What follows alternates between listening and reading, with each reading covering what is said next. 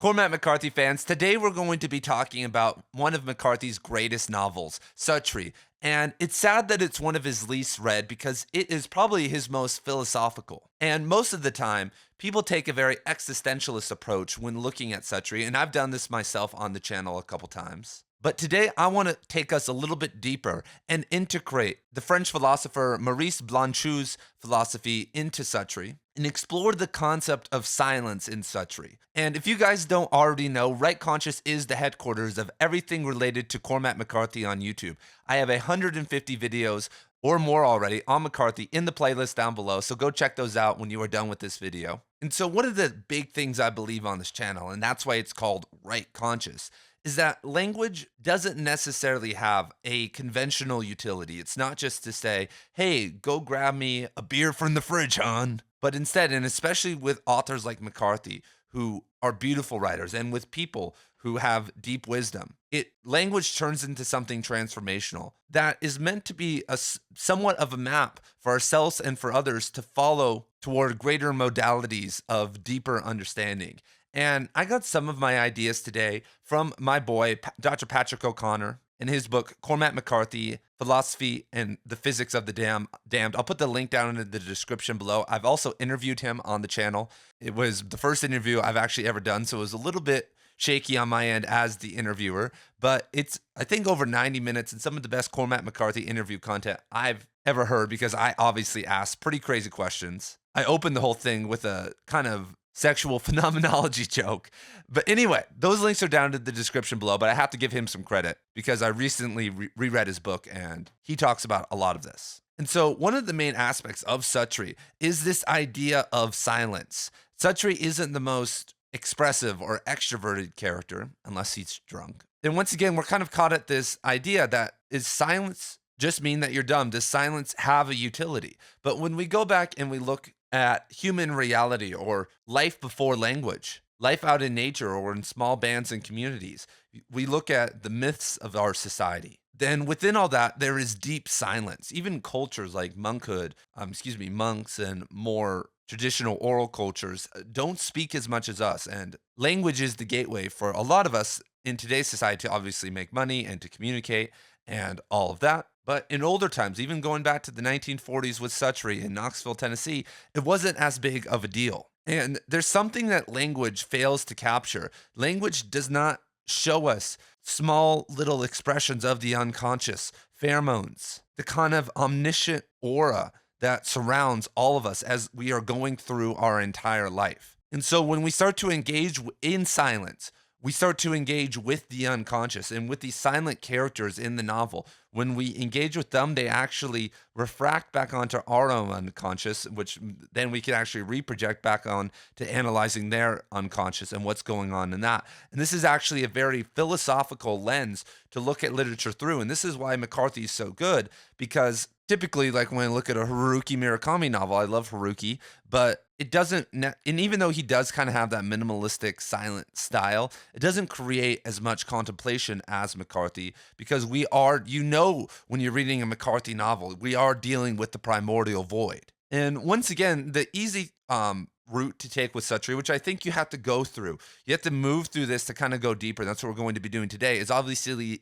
the nihilistic and existential nature of the work. And McCarthy started Suttree in 1958, which was when he was first starting as a writer, when he was writing his first short stories. Suttree was actually the first thing he ever started on. It was just an autobiographical account of his time when he was 19 and 20, and then obviously he flowered it into its own narrative. And around this time, I'm assuming he was really into existentialism, like most young men are, who are starting to gain a literary sense. And so that's why it kind of takes that somber turn, because to McCarthy, think about it this way: David Foster Wallace is a bigger remnant than the past and his books are than Albert Camus was to Cormac McCarthy when he was in his mid-20s and starting to write. And so Camus and the main, existentialist movement wasn't that far away. And there obviously wasn't this big bridge of digital technology that we have to jump over now. When I read David Foster Wallace's works, he has all this stuff wrong about technology and whatnot because it was the 90s. And so it kind of feels a little bit clunky, but not much changed necessarily, other than maybe the advent and the proliferation of the television. from, 1947 to 19, like the mid 1940s and the end of World War II to, 1955. Massive political shakeups, but on the day to day in America, and especially in Knoxville, Tennessee, south of Knoxville in that rural area, not much was changing. And so now let's kind of pivot to Maurice Blanchot, and he is a French philosopher who was really inspirational for the post-structuralists, Deleuze, Derrida, Foucault, all the people a lot of you guys do not like today. And obviously, I don't necessarily like how their ideas were implemented, but I love reading their work. And one of the things that Blanchot does in terms of aesthetics is that he argues that there is this inherent absence in literature or really all art that resists interpretation, because right now here I am trying to put Blanchot onto Suttree, or putting Nietzsche on Blood Meridian. But a work is in a constant state of becoming. It's a conscious living thing, even though it's dead inside. And so individual interpretations are trying to stifle it and kind of rip out its inherent ambiguity and mystery. And this is why it's important for secondary criticism and ideas to flower out of the community, because it's endless. Every single one of you guys has your own interpretation, and it needs to be shown and respected. And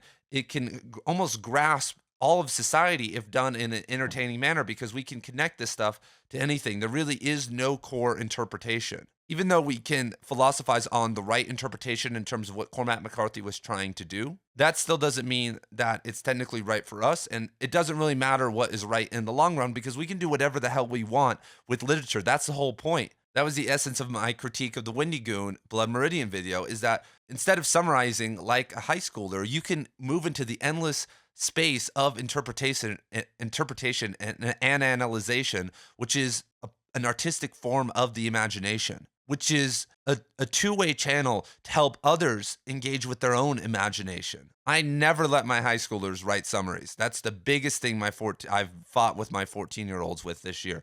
I will not accept a summary at any means. I'll make them rewrite it and time again.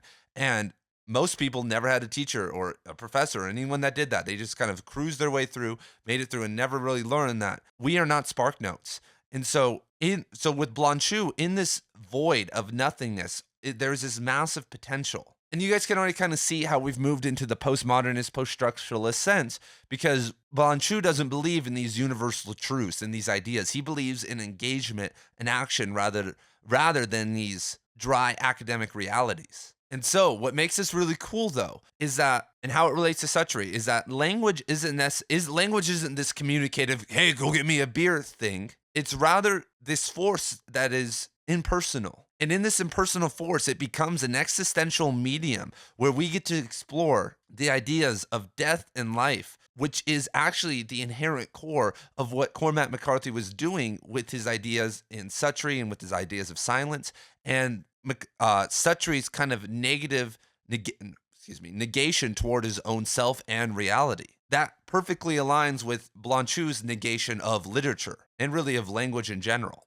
Okay, so when we see literature as this anonymous void, as this kind of negated space, well, what does Suttree feel like in the book? What does Knoxville feel like in Suttree? Does it feel like a vibrant, happening place where there's communities and there's people at the park? Do we see any of that? Or do we see kind of the reflection of the void in the pollution of the Tennessee River? What are we seeing? We are seeing the act of negation. And in this kind of negative zone, we can then plant the seeds for Suttree's transformation that he's trying to sprout out the entire time. And now we kind of have spoilers for Suttree, everybody. But there's so many different false starts throughout Suttree that I love a lot. Like, he goes and sees his former child that's died, and he gets accosted, and he's found weeping at the side of the road. Okay, maybe he'll change. No, he goes to prison. Maybe he'll change. No, he goes out in the mountains. Maybe he'll change. No, he goes through all these almost transformations until the last one at the end, where he's being raped and having these psychedelic hallucinations and whatnot. And that's the one that finally kicks in and sends him on his way. But if we were living in this lively novel that had a positive resonance in Knoxville and the river, and it looked beautiful, it was like it takes place at Grand Teton National Park, maybe it's not going to have that same feeling. What I love about the river, I love about the houseboat and how dirty it is and all the weird people that are around, it creates Suttree into this anti-hero. He doesn't really seem like this person that's transcending anything. That he's not got this pure heart. He's out there, booing up a hooker. He's going to prison. He's stealing. He's sleeping with underage girls. Like there's nothing there that we like really about him, but they're in that silence, in that void, in that unconscious touch that we feel with him.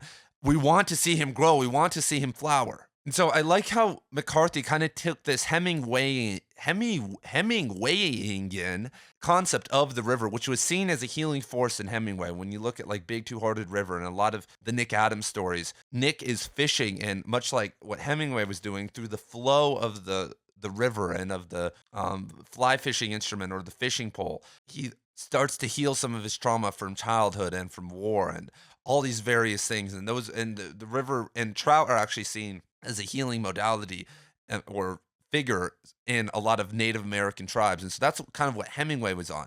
But in Suttree, we see dead bodies and infants floating down the river. We see it polluted. We don't see a city that's occupied at all. And so it kind of inverts that whole Hemingwayian concept. But in the Nick Adams stories, we don't really see Nick grow. We kind of see Nick stay muted, neutral, or even head toward the negative. But in Suttree, we're seeing kind of the inverse. The environment's negative, and it's helping create a positive in Suttree, prompting him to eventually leave this place. Okay, so one of the cores that you feel with a lot of McCarthy's novels is the pastoral sense. You kind of get this in The Crossing a little bit, where we get this kind of nice beginning, and the kind of tropic start of most pastoral novels is the idyllic beginning, if you guys know what I mean. Like even in The Hobbit, not The Hobbit, well, not some of The Hobbit, but like The Lord of the Rings, like, oh yeah, we're sitting here in the Shire and we're having a good time. And then there's this call to action. And it's like kind of the typical one. But in an anti-pastoral novel, from kind of the start of the novel, we are thrown into this void. We are showing the degradation of anything good in the novel with Harrogate's, consummation of the watermelon. And if we want to go a little bit deeper in this, I'll have to make a whole video on this, you guys. I still need to. I have a Harrogate shirt I'm gonna make. It's like Moonlight Melon something. I have someone commented and said make this shirt. I still need to make that. But this is actually critiquing nature and the act of life and death, because we have this character who is pouring his life essence out through the watermelon, and it's showing this deep rootlessness and alienation from not just actual reality, but rather putting us in this limbo state where meaning the creation of life and death doesn't really exist, because he's not engaging with humans. He's engaging with the watermelon, which is automatically absurd. Talk about absurdist literature.